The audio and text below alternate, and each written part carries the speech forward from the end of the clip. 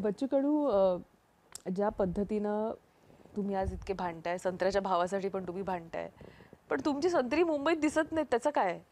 मला वाटतं हा सगळं कसं आहे, तुम्ही एक लक्षात घ्या, संवेदना असल्या तर संवाद होतो आणि संवाद असला तर काही ना काही मार्ग निघतं. आता संवेदनाही नाही, संवादही नाही. संवाद झाला की 3 तास. आणि मुख्यमंत्र्यांचे आणि आमच्या मंत्रिमंडळाचे सगळे कार्यक्रम तुम्ही रेकॉर्डवर घ्या. बर. एका वर्षात हे मंत्री कुठं गेले, कुठले कार्यक्रम गेले, एक ग्रामीण भागातला कार्यक्रम दाखवा तुम्ही.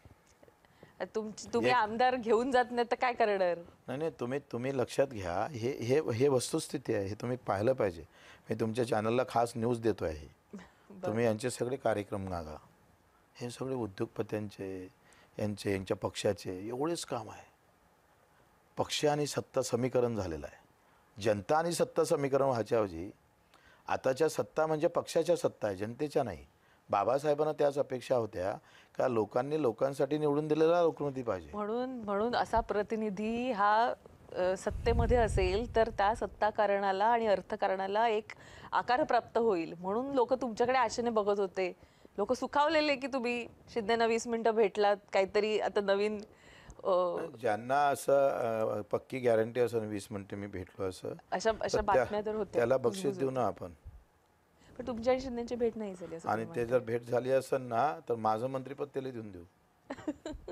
काही वावट्या सोडायच्या, काही सूत्र कुठून काही संबंध नाही. शिंदे साहेबांचा आमचा काय संबंध आहे? झालं, संपला विषय तो.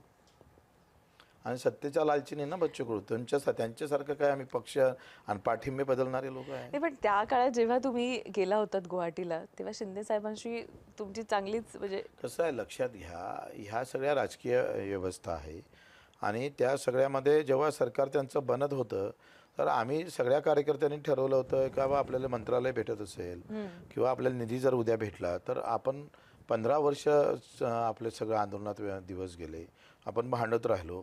आता हे सत्तेतल्या दिवसातून आपल्या मतदारसंघाला काय देता येईल तर 6 धरणं आम्ही केले, 6 धरणं उभे राहिले. प्रचंड मोठा निधी आम्ही त्याच्यासाठी आणला आहे. शहरातल्या सगळ्यात मोठे रस्ते आम्ही तेव्हा करून टाकले. सुंदर शहराकडे जात होते. आम्ही बंधारे, प्रत्येक नदीवर बंधारे निर्माण केले. आज पाण्याची पातळी चौपटपटीनं वाढवली आपण. अनेक गोष्टी आहे. फिनले मिलसाठी आम्ही तेव्हा त्यांना पत्र दिलं मुख्यमंत्र्यांना, मुख्यमंत्र्यांचे शिंदेसाहेब असताना, का आम्ही 20 कोटी स्वतः खर्च करायला तयार आहे, पण तरी NTCनं ते चालवलं पाहिजे. NTC 20 कोटी घ्यायला पण तयार नव्हती भाजपची. हे सगळे प्रयत्न केले आपण, असं नाही आहे काहीच केलं आहे. अतिवृष्टीचा सगळ्यात जास्त पैसा माझ्या मतदारसंघात भेटला, सगळ्यात जास्त. लोक अजूनही नाव काढतं की बच्चू कडू असता तर दरवर्षी पैसे द्यायचं मी. बरं, केंद्राकडून अपंगांसाठी तुम्ही जी एवढी मेहनत घेताय, केंद्राकडून कशा पद्धतीचं सहकार्य मिळतं? कारण केंद्र तर सांगताय की मोठ्या दुरून संबंध नाही. फक्त मोदीजींना नाव देऊन दिलं दिव्यांगन बस, ते घरी बसले. त्यांना दुरून संबंध नाही. 200 रुपये महिना देतं फक्त केंद्र सरकार दिव्यांगांना. 200 रुपयात तर भाजीतलं मिठाई नाही होत एका महिन्याचं. एवढे सुस्त आहे. मतदान नाही ना त्यांचं. मतदान असतं तर मग दिलं असतं. तो एका जातीत असता का नाही, मग योजना आखल्या असत्या. मतदान करतात कमी आहे. गावात किती, पुऱ्या मतदारसंघात किती. आजकालचं राजकारण मताशिवाय काय आहे? मतं पाहिजे ना त्यांना.